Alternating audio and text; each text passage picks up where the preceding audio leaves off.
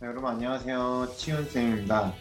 지난 시간에 오성민 선생님이 무산소성 운동에 대해서 설명을 해주신 영상 잘 들었죠? 네, 선생님도 몰랐던 내용도 새로 알게 되었고 되게 유익했던 시간이었던 것 같습니다. 이번 시간에는 오성민 선생님하고 같이 준비한 무산소성 운동과 유산소성 운동을 비교하는 2탄 유산소성 운동에 대해서 수업해 보도록 하겠습니다.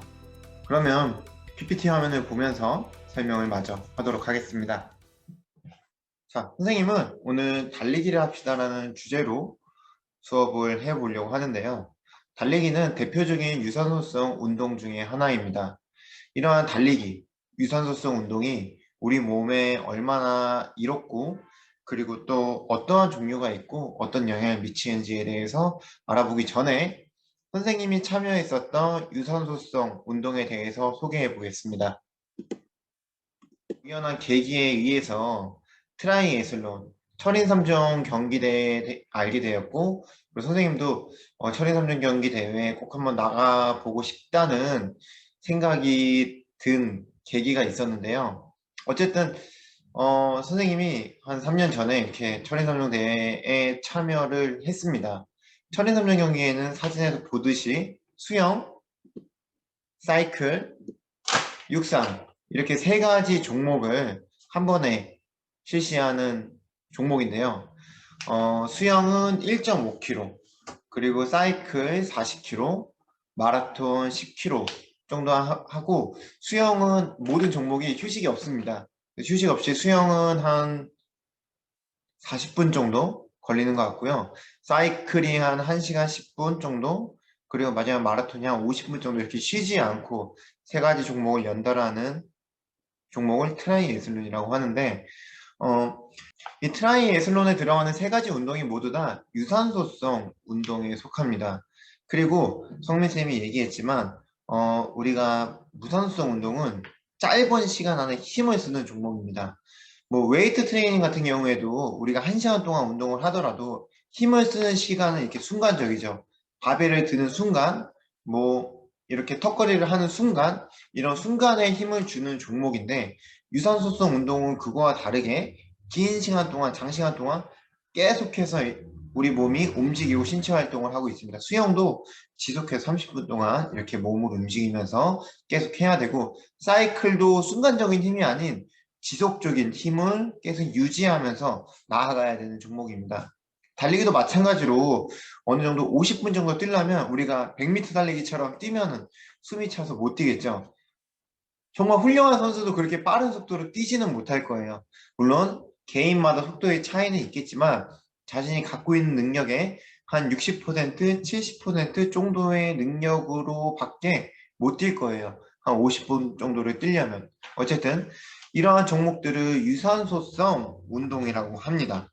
자, 유산소성 운동을 설명을 하려면 저번 시간에 배웠던 무산소성 운동과 다시 한번 비교를 해봐야 될 것 같습니다. 자, 유산소성 운동과 무산소성 운동의 가장 큰 차이. 저번 시간에 성민쌤이 얘기했던 것 같은데, 어, 우리가 신체 활동을 하려면 에너지를 공급을 받아야 됩니다. 이 에너지를 공급을 받는 과정이 세 가지가 있다고 했죠. 성민쌤이 5G, LTE, 그리고 3G 이렇게 표현을 했던 것 같은데 5G와 LTE 같은 경우에는 5G ATP PC 과정, 그리고 LTE 유산소성 체계 과정, 무산소성 체계 과정, 그리고 마지막 3G 유산소성 체계 과정 이렇게 세 가지로 구분이 된다고 했는데 네.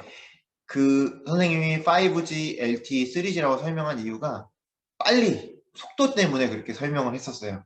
자, 빠르게 힘을 얻기 위해서는 5G 과정을 통한 에너지를 공급을 받아서 한다고 했고 그 중간적인 형태는 LTE 그리고 가장 느린 속도의 에너지 대사 과정을 거쳐서 우리가 에너지를 공급을 받을 때 3G에 비유를 했는데 이 과정을 이러한 대사 과정을 유산소성 대사 체계라고 합니다. 그래서 우리가 유산소성 대사 과정이 이루어지기 위해서는 좀 시간이 오래 걸립니다. 왜냐하면 유산소성 대사 과정이 이루어지려면은 우리 몸에 충분한 산소가 공급되면서 오랜 시간 이 산소에 노출이 돼서 이 공급이 되면서 그 유산소성 대사 과정이 이루어질 수 있게 몸이 준비가 돼야 되거든요. 그래서 장시간의 운동이 이루어져야지만 유산소성 대사 과정이 이루어지고, 이렇게 유산소성 대사 과정이 주로 사용되는 운동을 유산소성 운동이라고 합니다.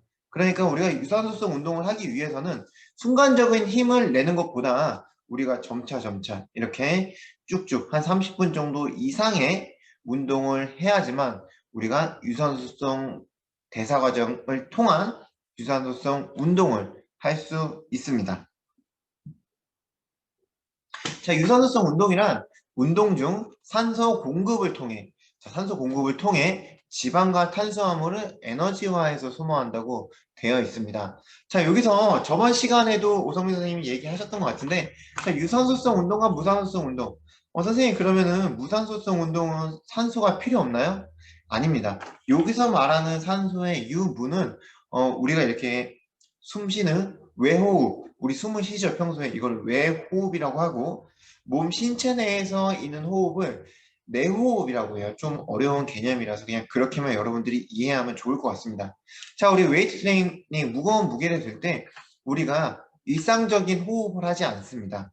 그리고 웨이트 트레이닝에서 사용하는 호흡법을 사용하는데, 이 일상적인 호흡을 여러분들이 외호흡이라고 생각을 하면 돼요. 그래서 이러한 외호흡 과정이 이루어지지 않고 순간적인 힘을 쓰고, 그리고 사실 숨을 참아도 그 동작을 할 수 있습니다. 근데 여러분들 상상을 해보세요. 마라톤을 뛰면서 숨을 참고 할 수 있을까요? 자, 수영을 하면서 숨을 참고 계속 할 수 있을까요? 큰일 납니다, 여러분들. 쓰러져요. 어쨌든 이렇게 산소 공급을 지속적으로 받아야 되는데, 유산소성 운동은 지방과 탄수화물을 에너지화해서 소모한다고 했습니다. 자, 무산소성 운동, 무산소성 대사 과정에서는 우리 신체에 있는 탄수화물, 지방, 단백질 중에서 탄수화물과 단백질을 연료로 사용을 합니다. 근데 우리 여러분들 살을 빼고 싶은 친구들은 체내에 있는 탄수화물, 단백질, 지방 중에 어떤 거를 연료로 사용해서 소모해야 될까요? 네, 딱 들어도 여러분들이 지방을 떠올릴 거예요. 이렇게 체내에 있는 지방을 제거하는 게 다이어트에 효과가 있습니다. 그래서 다이어트와의 연관성을 찾으려면은 무산소성 운동보다는 유산소성 운동이 좀 더 연관성이 높다고 볼 수 있습니다. 저번 시간에 들었듯이 무산소성 운동이라고 해서 다이어트에 효과가 없는 게 아닙니다. 물론 효과는 있습니다. 하지만 어떤 운동이 더 효과가 있냐라고 했을 때 유산소성 운동이고, 저번 시간에도 얘기했지만 그 운동이 어떠한 목적에 따라서 이루어지냐, 우리의 근육을 키우느냐, 그리고 우리 신체의 체내의 지방을 제거해서 보다 슬림한 몸을 만드느냐에 따라서 운동의 종류가 바뀌고 우리가 그러한 운동을 선택해서 하면 됩니다. 그래서 어떠한 운동이 좀 더 효과적이냐를 얘기했을 때는 유산소성 운동이 다이어트에 좀 더 효과가 있고, 무산소성 운동은 우리의 몸의 크기, 근육을 키우는 데 좀 더 효과가 있다라고만 알고 있으면 될 것 같습니다. 자, 다시 한번 여러 가지 얘기를 했는데 헷갈릴 수도 있으니까, 유산소성 운동은 장시간, 오랜 시간 지속되는 저강도 운동을 얘기합니다. 무산소성 운동은 단시간, 짧은 시간 내에 폭발적인 힘을 사용하는 것을 얘기를 합니다. 자, 우리가 하나를 더 떠올리면 좀 이해하기 좋을 것 같은데요. 대표적인 유산소성 운동인 마라톤, 그리고 똑같은 달리기이지만 대표적인 무산소성 운동인 100m 달리기. 자, 100m 달리기 선수들 몸이 어떤가요? 되게 근육질이고 몸이 크고 흑인들이 이제 100m 달리기에서 좋은 기록을 많이 내고 있죠. 자, 우리 대표 되게 유명한 선수인 우사인 볼트 선수를 봐도 몸이 되게 크죠. 이렇게 무산소성 운동은 근육을 키워서 순간적인 힘을 빡 낼 수 있어야 합니다. 하지만 우리 마라톤 선수들 생각해 보세요. 어떤가요? 우리 이봉주 선수, 요즘 얼마 전까지 뭉쳐야 찬다에 나왔던 이봉주 선수, 그리고 그 외에도 여러 마라톤 선수들을 생각을 하면은 이런 단거리 육상 선수들과는 신체 구조, 그러니까 체내 이 체형 자체가 완전 다릅니다.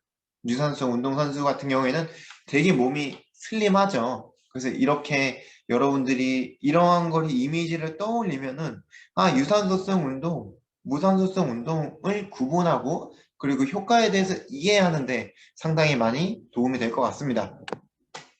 자, 유산소성 운동의 종류 첫 번째. 자, 유산소성 운동도 이렇게 저강도, 중강도, 고강도로 나눌 수 있는데요. 자, 자전거 빠르게 타기, 빠르게 달리기 이렇게 적어놓긴 했지만 이거는 100m 달리기를 얘기하는 게 아닙니다, 여러분. 아까도 설명했듯이 오랜 시간 지속이 돼야 되기 때문에 그 강도는 여러분들이 잘 선택을 해서 하면 됩니다. 자, 강도가 너무 높으면 무산소성 운동이 되겠죠. 그러니까 우리가 30분 이상 지속할 수 있도록 운동을 하는 거를 유산소성 운동이라고 알고 있으면 좋을 것 같습니다. 자, 선생님이 유산소성 운동에 대해 설명을 하면서 달리기를 얘기를 했습니다. 선생님 왜 이렇게 달리기를 강조하세요? 자, 선생님이 달리기를 왜 강조하는지에 대해서 간단하게 설명을 해보겠습니다. 자, 일단은 요인이 되게 많기 때문에 두 가지 요소로 나눠서 설명해 보려고 하는데요. 첫 번째는 환경적 요소입니다. 쉽게 접할 수 있습니다. 자, 우리가 웨이트장에 가려면 돈을 내야 돼요. 네. 그리고 웨이트장에, 그러니까 헬스장에 가야 됩니다. 그리고 다른 종목, 어떤 종목을 하더라도 축구, 야구, 농구 모두 도구가 필요하고 그런 종목을 할 수 있는 곳에 가야 됩니다. 자, 달리기 어떤가요? 여러분들 지금 하고 있지만 집 앞에서도 할 수 있고 집에 가는 길에도 할 수 있고 우리가 언제 어디서든 어떠한 도구가 필요 없이도 할 수 있습니다. 이렇게 쉽게 접할 수 있습니다. 두 번째, 그렇기 때문에 비용이 적게 듭니다. 자, 물론 전문적으로 달리기를 할 거면 러닝화도 사야 되고 러닝화도 비싼 건 비쌉니다. 그리고 복장도 갖춰야 되고 하지만 다른 종목에 비해서 어때요? 뭐 축구는 축구와 축구공이 필요해야 되고 자, 웨이트 트레이닝 헬스장 가려면 헬스장 비용을 내야 되고 이런데 이러한 비용들이 상대적으로 적게 듭니다. 자, 그 다음 자신의 체력 수준에 맞게 운동 강도를 조절할 수 있습니다. 물론 다른 종목도 그러합니다. 하지만 달리기는 그 운동 강도를 조절하기가 상당히 쉬워요. 우리가 천천히 걸어도 되고 빨리 뛰어도 되고 자신의 체력 수준에 맞게 조절해서 하면 됩니다. 그래서 선생님도 나이키 NIC 활동을 할 때 여러분들에게 뛰어라, 걸어라 이렇게 얘기하지 않는 게 자신의 체력 수준에만 맞게 운동을 하라는 겁니다. 자, 그 다음 생리학적 요소에 대해서, 그러니까 생리학, 생물이라고 생각하면 돼요. 생리학적 요소, 심장을 튼튼하게 해준다. 자, 무산소성 운동 같은 경우에는 우리가 심장 외벽을 튼튼하게 만든다고 저번 시간에 설명해 주셨던 것 같은데, 우리 심장에 미치는 영향도 비슷해요. 무산소성 운동을 하면 근육 운동이기 때문에 심장의 근육이 되게 탄탄해집니다. 유산소성 운동 같은 경우에는 심장의 크기가 커져요. 심장의 크기가 커지면 어떻게 되겠어요? 우리가 심장의 역할은 혈액을 뿜어주는 펌프 역할을 하는데 이 펌프가 크면 클수록 한 번에 뿜어주는 혈액의 양이 많아질 것이고 한 번에 뿜어주는 혈액의 양이 많아지면은 우리가 운동을 할 때 보다 효율적이게 할 수 있겠죠. 그 다음 미트콘드리아 양과 크기의 증가라고 되어 있습니다. 자, 미토콘드리아가 뭘까요? 자, 미토콘드리아는 우리 체내에 그 에너지를 생성시켜주는 세포인데요. ATP라고 얘기했던 것 같아요. 오성민 선생님이. 그 에너지를 생성해 줄 수 있는 기관인데 이 기관의 크기와 숫자가 증가합니다. 그러면 어떻게 되겠어요? 네, 에너지를 보다 많이 생성시킬 수 있겠죠. 그리고 혈압이 감소됩니다. 자, 우리가 유산소 운동을 꾸준히 하다 보면은 혈관이 되게 깨끗해져요. 자, 혈관이 우리가 음식물을 섭취하면은 혈관에 이물질이 많이 쌓여요. 그래서 우리가 기름진 것을 많이 먹으면은 혈관 내 기름이 쌓이면서 혈관이 좁은 데도 있고 넓은 데도 이렇게 혈관이 건강하지 않게 됩니다. 자, 이거를 깨끗하게 청소를 시켜주지 않으면은 어떤 데는 혈관이 넓고 어떤 데는 좁고 이러면은 혈액이 흐르다가 어떤 데서는 세게 흐르겠고 어떤 데서는 느리게 흐르겠고 그러니까 세게가 아니고 빠르게 흐르겠고 느리게 흐를 텐데 이러다 보면 혈압이 증가하는 데가 있고 내려가는 데가 있고 그리고 순간적으로 빡 뿜어내면은 혈압이 증가하게 돼요. 자, 유산소 운동을 열심히 하면은 이 혈액순환을 계속 순환을 시키면서 우리 혈액을 청소를 시키는 역할을 합니다. 그래서 혈압을 감소시킬 수 있습니다. 혈압이 높으면 고혈압 환자들 요즘 많이 나오죠. 고혈압은 만병의 근원이라고 해요. 그래서 고혈압을 예방하는 효과도 있습니다. 그 다음 골밀도 및 근육의 강화. 자, 근육의 강화는 무산소성 운동이 좀 더 효과적이겠지만 유산소성 운동도 근육의 강화에 효과가 있다. 그리고 계속해서 강조하고 있는 체지방의 감소. 왜 그렇다고 했어요? 네. 유산소성 운동을 하면은 체내의 지방을 에너지원으로 사용을 합니다. 그래서 체내의 지방을 감소시켜서 다이어트에 효과가 있다라고 알고 있으면 될 것 같습니다. 스트레스의 해소라고 정하는데 이건 조금 복잡하기 때문에 설명하기가 좀 어려운데 간단하게 얘기하자면 우리가 여러분들이 이런 거를 느껴봤을지 모르겠는데 선생님이 철인삼점을 이렇게 나가게 된 이유도 달리기를 지속해서 하다 보면은 정말 힘든 순간이 오거든요. 근데 이 힘든 순간을 넘어서면은 우리 체내에서 되게 긍정적인 엔돌핀 아니죠. 엔돌핀이라는 호르몬이 분비되고 엔돌핀 외에도 많은 호르몬이 분비가 돼서 우리가 되게 행복한 쾌감을 느끼게 돼요. 그러면서 이 힘든 감정, 힘든 느낌이 점차 이렇게 잊혀지는 약간 마약과도 같은 그러한 효과를 주는데요. 자, 이러한 호르몬들이 분비되는 시점을 러너스 하이라고 해요. 자, 이렇게 러너스 하이에 도달하면 우리가 달리기가 좀 더 즐겁고 재밌고 이러한 상태가 될 텐데, 그래서 스트레스의 해소와도 연관이 됩니다. 하지만 한자 다 같이 읽어볼까요? 과유 불급이라고 되어 있는데, 자, 무엇이든지 과하면 하지 않는 것만 못합니다. 자, 적당히 하는 것이 중요합니다. 적당히 하는 것이 중요한데 바람직한 유산소성 운동 달리기란 일주일에 5번 30분 이상 하는 것이 가장 바람직하다고 합니다. 30분 이상이 중요합니다. 30분 이상 지속돼야지 우리가 유산소성 운동에 해당하기 때문에 30분 이상 지속하되 강도는 자신의 체력 수준에 맞게 하면 됩니다. 자, 여기까지 저번 시간에 이어서 무산소성 운동, 유산소성 운동에 대해 설명을 했는데 선생님은 마지막으로 여러분들에게 오늘 들었던 내용이 총 집합되어 있는 영상을 보여주면서 마무리하도록 하겠습니다. 자, 유산소성 운동과 무산소성 운동 이제 좀 구분할 수 있겠나요? 어렵죠? 어려워서 궁금증이 남는 친구들은 학교에 와서 선생님한테 물어봐도 좋고 선생님이 운영하는 유튜브 있죠? 거기에 댓글로 남겨주면은 선생님이 대댓글로 이렇게 답변을 해주도록 하겠습니다. 자, 어쨌든 여러분들 시험 기간 동안 지금 시험을 보고 나서 이 영상을 보는 걸로 알고 있는데 시험을 보느라 정말 고생 많았습니다.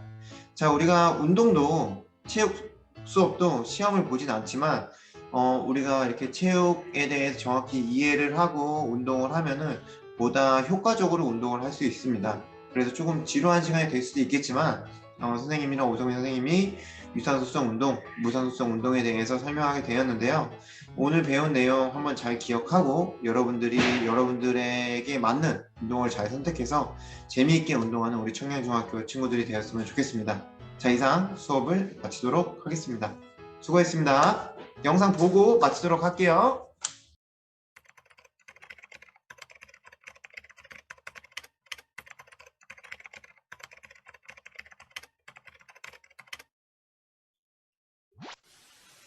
피트니스 트레이너들은 근력 운동은 많이 하지만 달리기를 하지 않는 경우가 많다. 그건 달리기에 엄청난 이점들을 간과하고 있기 때문이라고 봅니다. 그래서 오늘은 많은 피트니스 전문가들조차 모르고 있는 달리기의 엄청난 장점들을 소개해볼까 한다. 달리기를 하면 우리의 심장은 커지게 되고 커진 심장은 한 번의 수축으로 더 많은 양의 혈액을 우리 몸에 공급해주고 그로 인해 일상에서의 안정시 심박수가 감소되게 되고 그것은 즉 심장에서는 불필요하게 일하지 않아도 되는 실용적인 심장이 된다는 것이고 이러한 반응들은 교감신경 감소, 부교감신경을 증가시켜 좀 더 릴렉스한 일상을 만들어줄 수 있다. 다시 처음으로 돌아가 심장의 크기 증가로 인해 한 번에 많은 혈액을 뿜어주면 골격근에서는 그에 맞춰 더 많은 혈액을 받아들이기 위해 모세혈관의 밀도가 증가되고 덕분에 더 많은 산소를 공급받을 수 있고 더 많은 영양소를 공급받을 수 있고 근육에 쌓인 노폐물도 더 쉽게 제거될 수 있고 근육 세포 내 에너지 발전소라 불리는 미토콘드리아의 양이 증가하고 미토콘드리아의 크기가 증가하고 덕분에 더 많은 에너지를 생산해낼 수 있고 그 과정에서 더 많은 지방을 에너지로 사용할 수 있게 되고 인슐린 민감도가 향상되어 2형 당뇨병 환자들에게 도움이 되며 고혈압 환자의 혈압을 감소시켜주고, 중고강도 이상의 달리기 운동은 골밀도를 향상시키고 인대, 연골, 건 등의 결합 조직들을 강하고 단단하게 만들어주고 하지 근육에 더 많은 글리코겐을 저장할 수 있게 해주고, 이는 탄수화물이 지방으로 저장되는 것을 어느 정도 줄여줄 수 있으며, 운동 중에는 지방 사용의 증가로 인해 체지방이 감량되어 더 멋진 몸매를 만들어줄 수 있고, 그로 인해 남들보다 더 쉽게 여자친구가 생길 거라 생각했지만 그건 엄청난 착각이었다. Anyway, 여기까지가 체육대학에서 배웠던 심폐지구력 운동을 했을 때 우리 몸에서 나타나는 변화들이고, 최근에는 체육학자들 뿐만 아니라 뇌신경학자들이 운동에 엄청난 관심을 보이고 있다. 모든 질병의 원인이라고 불리는 스트레스, 심해지며 공황 발작과 우울증으로 연결되기도 한다. 이 스트레스는 편도체의 활성도가 올라가 있기 때문인데, 편도체가 과하게 활성되어 있는 사람은 별로 위험하지 않는 상황도 위험하다고 인지하며 항상 불안하고 감정적으로 과한 반응을 보여 비이성적인 행동까지도 유발한다. 평소에 뱀을 엄청나게 두려워하던 한 원숭이의 편도체를 제거했더니 뱀에게 장난을 치고 심지어 1:1 맞짱까지 떴다는 연구, 편도체를 가지지 않고 태어난 한 여성이 커다란 뱀과 거미를 아무렇지도 않게 쓰다듬고 공포영화를 보고도 전혀 쫄지 않는 담대함을 보였다는 연구들이 있고, 반대로 편도체가 과활성되면 불필요한 불안감을 갖는다는 결과들이 나왔다. 편도체는 스트레스 호르몬인 코르티솔을 분비하고, 그 코르티솔의 수치가 올라가면 거꾸로 편도체의 활성도가 올라가는 악순환 연결고리가 만들어지는데, 많은 현대사회를 살아가는 우리들은 이 악순환 속에 빠져 있다고 한다. 하지만 걱정할 필요 없다. 신기하게도 운동을 하면 코르티솔 수치가 감소하고 편도체를 억제해주는 해마와 이마엽이 강화되고 뇌를 차분하게 만드는 아미노산인 GABA가 증가된다는 것이다. 뿐만 아니라 미국의 약 600만 명의 청소년이 겪고 있는 주의력 결핍 행동 장애를 가진 사람들의 주 원인은 도파민 수치가 낮기 때문인데, 이러한 환자들이 운동을 했을 때 도파민의 분비가 활발해져 저하된 집중력이 향상된다는 연구가 있었다. 미국 심리학자 제임스 블루멘설은 우울증 환자 156명을 대상으로 항우울제와 운동 효과를 비교하였는데, 운동은 항우울제만큼 효과가 있다는 것을 밝혔고, 또한 장기적으로 보았을 때 오히려 약물보다 꾸준한 운동이 재발 가능성을 낮췄다라는 연구를 발표하기도 하였는데, 이것은 우울증 환자에게 부족한 노르에피네프린, 도파민, 세로토닌이 운동을 했을 때 엄청나게 분비되기 때문이다. 또한 운동은 뇌 속 기적의 물질이라 불리는 BDNF를 분비시키는데, 이 물질은 뇌세포를 보호하고 뇌세포를 생성하고 뇌세포들 사이 연결성을 강화시키는데, 이 역시 엄청난 항우울제 역할을 한다고 한다. 즉 현대사회에서 흔히 마음의 병으로 시달리는 많은 사람들은 운동을 통해 단순 심리적인 게 아닌 생물학적으로 스트레스를 낮출 수 있고 우울증을 이겨낼 수 있고 집중력을 향상시켜주는 엄청난 효과가 있는데, 여기서 말하는 운동이란 흔히 엉덩이를 빵빵하게 만들고 어깨 깡패를 만들고 초콜릿 복근을 만드는 근력 운동이 아닌 달리기와 사이클과 같은 심폐지구력 운동을 말한다. 그리고 그 강도가 중고강도 이상일수록 더 좋은 효과를 얻을 수 있으며, 그 정도의 체력에 못 미치는 사람들은 강도가 조금 낮더라도 빠르게 걷는 운동으로도 긍정적인 효과를 이끌어낼 수 있다. 자, 이 정도면 달리기를 안 할 이유가 있을까? 달리기를 하면 무릎에 안 좋다고 말하는 사람이 있다. 하지만 절대 그렇지 않다. 이미 달리기를 너무 안 해서 달릴 수 있는 기능을 잃어버린 자신의 하체를 탓해야지 달리기를 탓해서는 안 된다. 달리기는 기본적인 인간의 움직임이다. 같은 하체를 사용하기에 스쿼트나 데드리프트를 한다고 해서 움직임으로서의 달리기의 기능을 절대 살릴 수 없다. 아직 젊은 나이인데 달리기로 인해 무릎과 허리가 불편하다면 잘 달릴 수 있는 몸을 만들 기능성 트레이닝을 하는 것이 중요할 것이다. 지금 달릴 수 있다면 달릴 수 있는 기능을 끝까지 지켜 앞서 설명한 엄청난 장점들을 누리고 살아보는 것은 어떨까?